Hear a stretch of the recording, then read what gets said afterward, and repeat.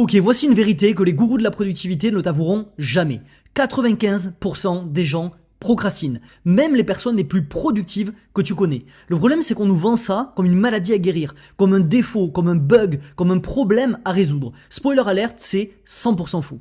Dans cette vidéo, ce nouvel asset tactique, on va dédramatiser ensemble cette notion de procrastination en montrant que finalement c'est juste le signe d'un parfait état de fonctionnement de ton cerveau. Et on va évidemment aller un poil plus loin, je vais te dévoiler une méthode ultra simple qu'on appelle la méthode JOT pour transformer ta procrastination en action en 5 minutes. Tu pourras utiliser cette méthode dès la fin de cette vidéo. Si tu me connais pas, je m'appelle Sofiane. Ces dernières années, j'ai accompagné plus de 900 solopreneurs à accomplir en 4 heures ce qu'ils faisaient en 8 grâce à la productivité asymétrique et au système anti-chaos. C'est parti, on commence directement avec un message que j'ai reçu la semaine dernière d'un certain Quentin. Quentin, il disait beaucoup de choses, mais globalement, ce qu'il m'expliquait, c'est qu'il avait l'impression que les conseils productivité que je livrais dans ma newsletter gratuite étaient destinés à des gens qui avaient déjà un certain niveau, et il se demandait qu'est-ce qu'on pouvait faire les jours où finalement on n'arrivait même pas à cocher une tâche en 8 heures. Et ce message, il m'a touché. Pourquoi ? Parce que je me suis reconnu dans le témoignage de Quentin. Parce que un des plus grands mensonges qu'on te vend dans le monde de la productivité moderne, c'est cette espèce de promesse d'une productivité éternelle une fois que tu auras développé les compétences qui te permettront d'être productif. Spoiler alert, c'est 100% faux. C'est 100% faux. Tout le monde a une illusion, une espèce d'illusion sociétale commune qui est que la productivité se déroule en 3 stades. Premier stade, je suis improductif. Deuxième stade, j'apprends à être productif. Troisième stade, je reste productif à vie. C'est absolument pas comme ça que ça se passe. La réalité, elle est évidemment cyclique. C'est une espèce de cycle éternel. Tout comme le fameux Kalachakra, la roue du temps dans l'Inde, dans les traditions de l'Inde ancienne. Dans tous les cas, toute la vie à un niveau macro, respecte des cycles. Et en tant qu'être humain, on fait partie de ce monde-là, donc évidemment que nous aussi on obéit à des cycles. D'ailleurs, tout un tas de cycles, des cycles énergétiques, des cycles de repos, des cycles de productivité en tant qu'être humain, mais ça n'est pas le sujet de la vidéo aujourd'hui, donc on le creusera peut-être dans une prochaine vidéo. Donc en clair, ce qui se passe plutôt sur le terrain, c'est que on oscille en permanence entre les deux états de la productivité. Le premier état de productivité, c'est une phase inarrêtable. Le deuxième état de productivité, c'est une phase de chips. Dans la phase inarrêtable, tu vas peut-être te reconnaître, ça nous arrive tous de temps à autre. On termine notre to-do à 16h, on a des bilans qui sont effectués avec régularité, on arrive à prendre de l'altitude, on voit clair dans la direction que l'on emprunte, on avance rapidement sur les projets, on a une planification qui est optimale, bref, on a une espèce de sensation d'invincibilité. Et peu tôt ou tard, on va finir par switcher dans une phase de chips qui est l'inverse de ce que je viens de te décrire. C'est-à-dire qu'on va avoir la flemme, on va être noyé dans le to-do, incapable de discerner le bruit et le signal, on va être empêtré dans des espèces de routines inefficaces, on va scroller sur les réseaux sociaux jusqu'à pas d'heure, on va préférer la dopamine facile plutôt que des tâches qui sont significatives, et donc en clair, on a un sentiment de dégradation personnelle. J'ai envie de faire un rappel fondamental qui est vraiment essentiel dans cette vidéo, et j'ai envie de le placer au début parce qu'il est vraiment critique. La productivité, elle se trouve au croisement entre la psychologie, la sociologie, les neurosciences, la gestion de l'énergie, du temps, des émotions, etc., etc. Et donc, devenir productif, ce n'est en aucun cas transcender sa nature humaine. Ce n'est pas parce qu'on devient productif qu'on est exempt de notre nature humaine. Nous restons des êtres humains profondément biaisés, incohérents, imparfaits, et ça ne changera pas. La compétence productive n'est pas une compétence qui nous déshumanise. Ce n'est pas une compétence qui nous robotise. Ce n'est pas une compétence qui va nous enlever toute l'émotionnalité dont fait preuve l'être humain. Pour rappel, l'être humain est un être émotionnel qui pense et non pas un être rationnel qui éprouve des émotions. Donc, étant donné que la productivité est régie par ces domaines psychologiques, ces domaines émotionnels, et ces domaines qui sont cycliques, bien évidemment que l'on va continuer à subir ces aléas-là, même quand on a un niveau Jedi en productivité. C'est capital de le comprendre. Donc il y a 4 prérequis que j'ai envie de mettre en avant sur la procrastination avant de te dévoiler cette méthode que tu pourras appliquer dès la fin de cette vidéo, parce que ces 4 prérequis sont vraiment salvateurs. Je pense que tu ne les as jamais entendus, donc suis bien ça parce que ça pourrait rebrander complètement la vie que tu portes aujourd'hui sur cette pseudo-malédiction qu'est la procrastination. Et soit dit en passant, tous les points qu'on va voir dans les prochaines minutes, ils ont qu'un seul but, c'est de te montrer que la procrastination est un signe de parfait état de fonctionnement de ton cerveau, ok ? Et on va commencer de suite avec notre réalité cognitive en tant qu'être humain. S'il y a une chose que je veux que tu retiennes de toute cette vidéo, c'est ce que je vais te dire maintenant. Notre cerveau n'a pas pour but de nous faire grandir, il a pour but de nous faire survivre. Je vais citer Rory Vaden ici, il dit « Le cerveau humain n'est pas conçu pour le succès, le cerveau humain est conçu pour la survie. Survivre, c'est conserver son énergie. Le succès, c'est l'opposé, utiliser notre énergie, faire des choses inconfortables.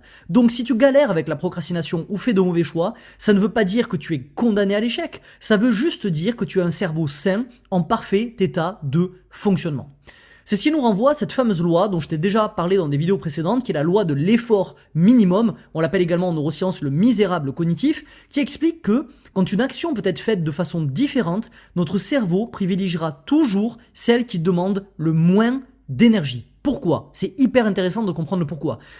La raison elle est simple, c'est parce que notre énergie, elle provient directement de la nourriture. Et la nourriture, c'était synonyme de rareté pendant l'écrasante majorité de l'histoire de l'être humain. Le truc, c'est que notre cerveau, dû à cette rareté, il a développé le réflexe de pas nous faire consommer plus d'énergie que besoin. Parce qu'à l'époque, on ne savait pas quand est-ce qu'on aurait à nouveau accès à une source d'énergie, donc à un prochain repas dans la journée, et donc il fallait au maximum limiter notre dépense énergétique pour ne pas nous retrouver dans une situation où on n'a plus d'énergie, on se fait attaquer par exemple par un prédateur, et on est incapable de nous défendre. Donc pendant l'écrasante partie de l'histoire humaine, notre comportement par défaut était celui d'économiser, ok ?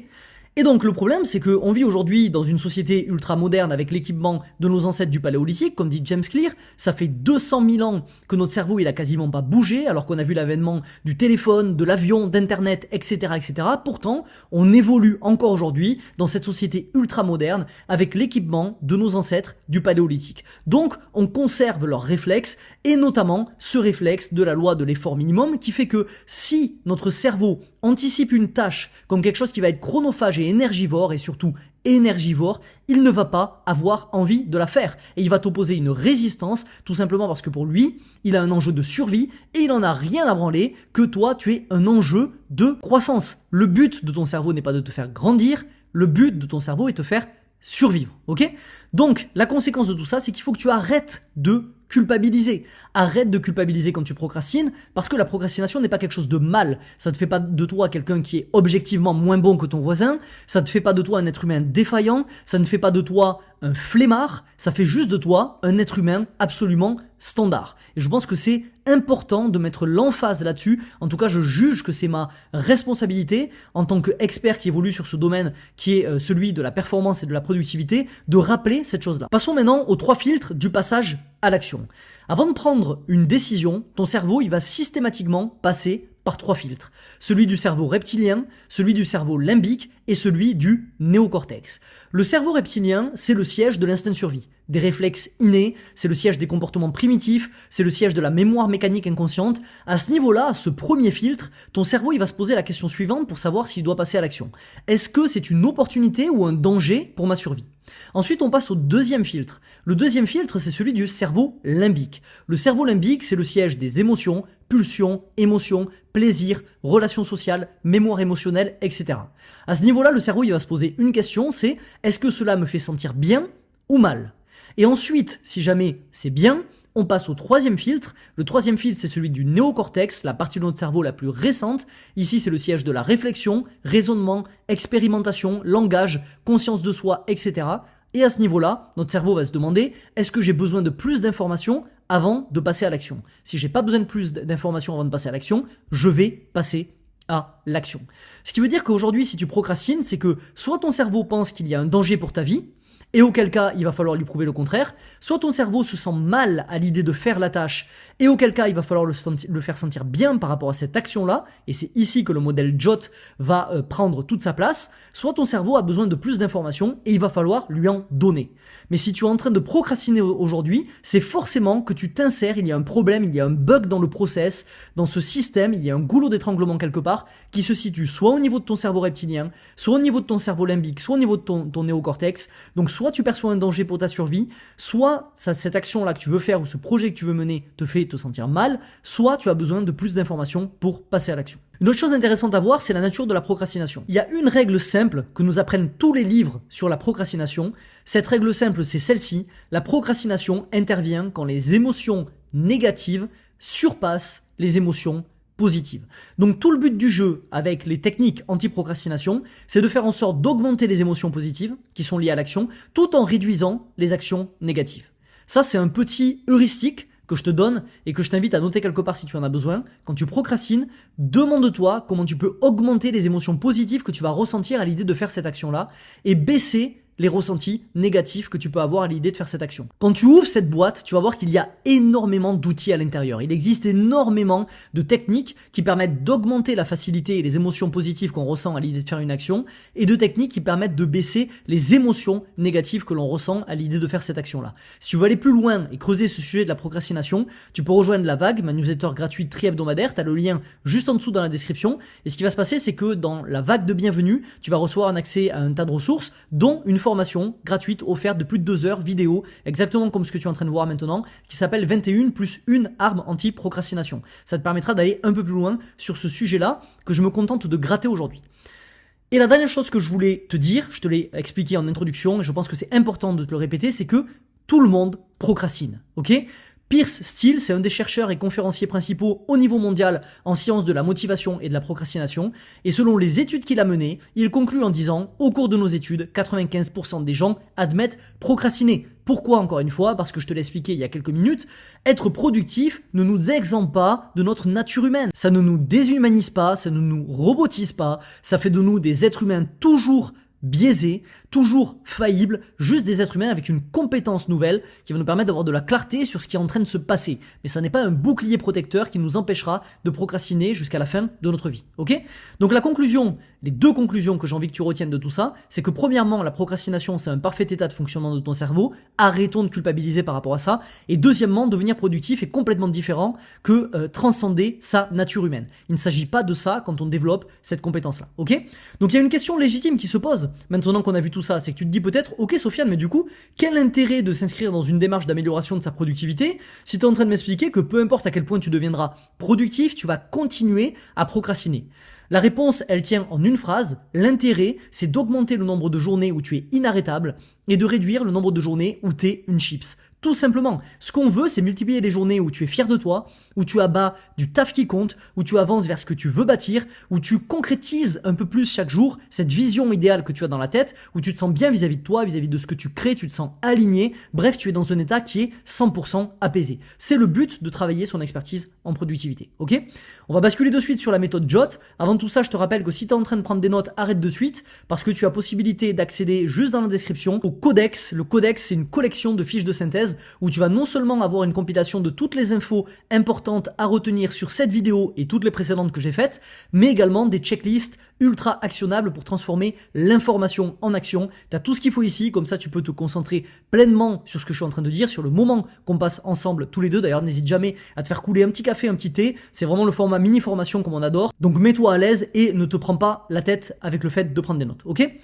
Pour introduire la méthode JOT, j'ai envie de te parler du modèle mental de la bouée vs le meilleur bateau. Parce que quand on fait face à quelqu'un qui procrastine, il y a énormément de conseils qu'on peut donner à cette personne-là. Un qui revient souvent, c'est il faut que tu construises un système d'organisation, comme ça tu seras plus jamais dans cet état de procrastination. Le problème, c'est que c'est absolument le mauvais timing pour faire ça, parce que on ne recommande pas à quelqu'un de construire un système quand il est en train de se noyer au milieu de l'océan. Dire à un gars qui procrastine ou à une nana qui procrastine de construire un système pour organiser sa vie, c'est comme dire à quelqu'un qui se noie de gainer son crawl. Et ici, c'est la différence entre les outils de navigation et les outils de survie. Quand on est en train de procrastiner, on est dans une phase où on a besoin d'outils de survie. C'est-à-dire qu'on n'a pas besoin d'une boussole, on n'a pas besoin d'une carte, on n'a pas besoin d'un meilleur bateau ou d'un pain sucé qui te conseille de gainer ton crawl, on a juste besoin d'une bouée pour survivre le temps que la tempête passe, remonter sur le bateau et ensuite passer à l'action avec des actions du coup préventives. Mais quand tu es dans cet état-là, tu as besoin d'actions de correction, tu n'as pas besoin d'actions préventives. Ok ? Cette méthode JOT, elle provient d'un type qui s'appelle David Parker, qui a traversé une solide dépression. David Parker, c'est un auteur, un ancien anxieux dépressif qui est spécialisé dans la santé mentale et dans la procrastination. Il a écrit un livre qui s'appelle Plus tu en fais, mieux tu te sens. Et dans ce livre, il raconte sa phase de dépression, la phase de dépression très solide qu'il a traversée. Et pendant qu'il était dans cette phase de dépression, un ami à lui a conseillé de tenir un journal d'émotions.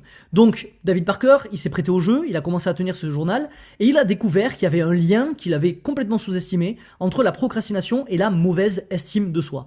C'est-à-dire que premièrement, il s'est rendu compte que plus il se sentait mal, plus il procrastinait, mais jusqu'ici, pas de nouvelles, je pense que si tu en es victime toi-même, tu l'as déjà expérimenté dans ton quotidien, mais surtout, il s'est rendu compte de l'inverse. C'est que plus il procrastinait, plus il détruisait son estime.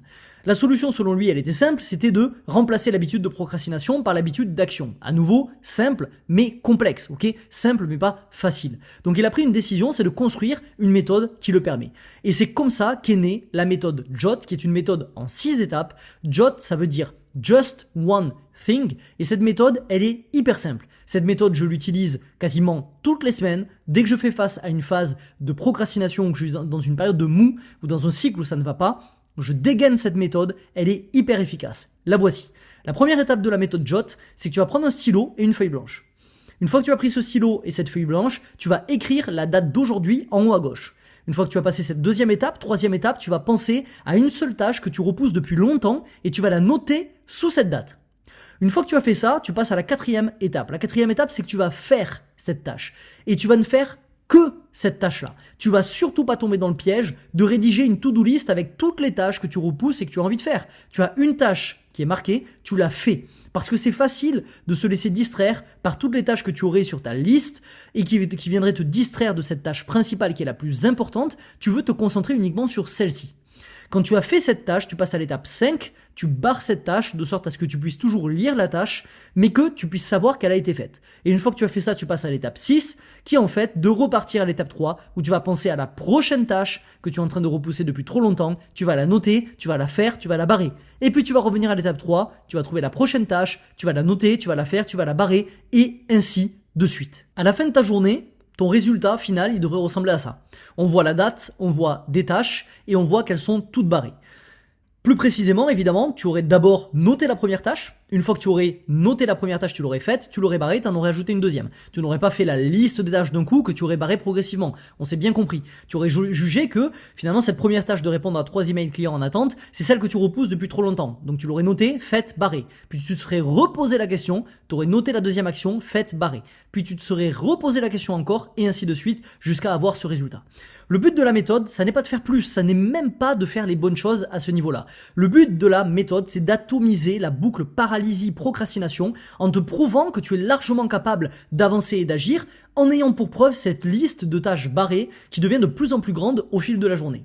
David Parker, il dit, plus tu en fais, mieux tu te sens. Donc ce qu'on veut, c'est que on veut passer de la boucle je me sens mal, je procrastine, je me sens mal, je procrastine, je me sens mal, je procrastine ad vitam aeternam, à la boucle, je fais juste une petite action, je me sens mieux vis-à-vis de moi-même, je fais une petite action supplémentaire, je me sens un peu mieux, et une petite action et je me sens un peu mieux, etc., etc. On veut construire du momentum.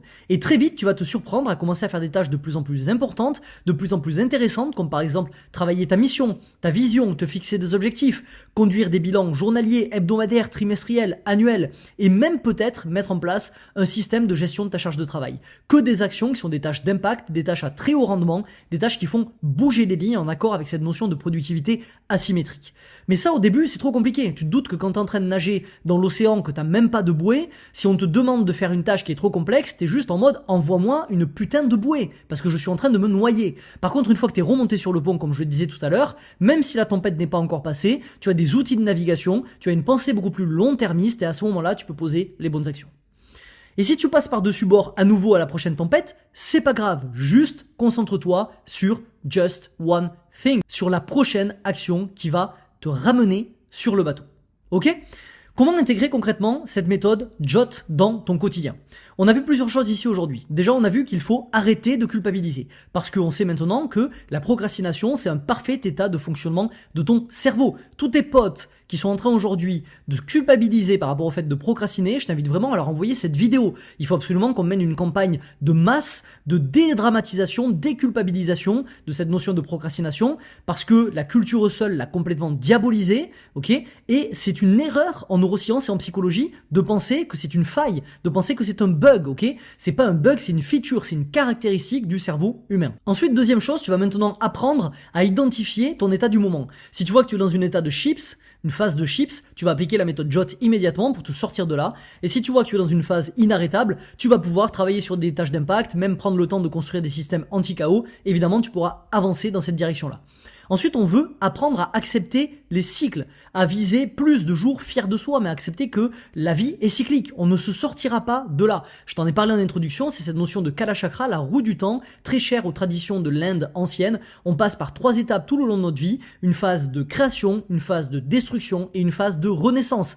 Et on continue ad vitam aeternam. On ne peut pas prétendre un état de productivité perpétuel, ça n'existe pas. Ok ? L'être humain est cyclique et c'est très bien comme ça. On veut pas devenir une machine. On veut juste devenir quelqu'un qui est compétent dans le fait de rebondir suffisamment vite. Et donc ce qu'on veut, c'est penser long terme, ça revient à exactement ce que je viens de te dire, c'est-à-dire voir la productivité comme un cycle et pas comme la destination finale. Ok ? Donc maintenant que tu maîtrises la partie exécution de la productivité, cette partie méthode JOT, le prochain piège dans lequel tu ne veux pas tomber, c'est le piège de la distraction. Donc si comme moi tu te retrouves actuellement dans la situation dans laquelle j'étais il y a quelques mois où tu jongles entre beaucoup trop de projets, je t'invite à regarder cette vidéo qui s'affiche de suite à l'écran sur la stratégie Einstein dont personne ne parle et qui va te permettre, comme elle m'a permis, de passer de disperser à laser focus.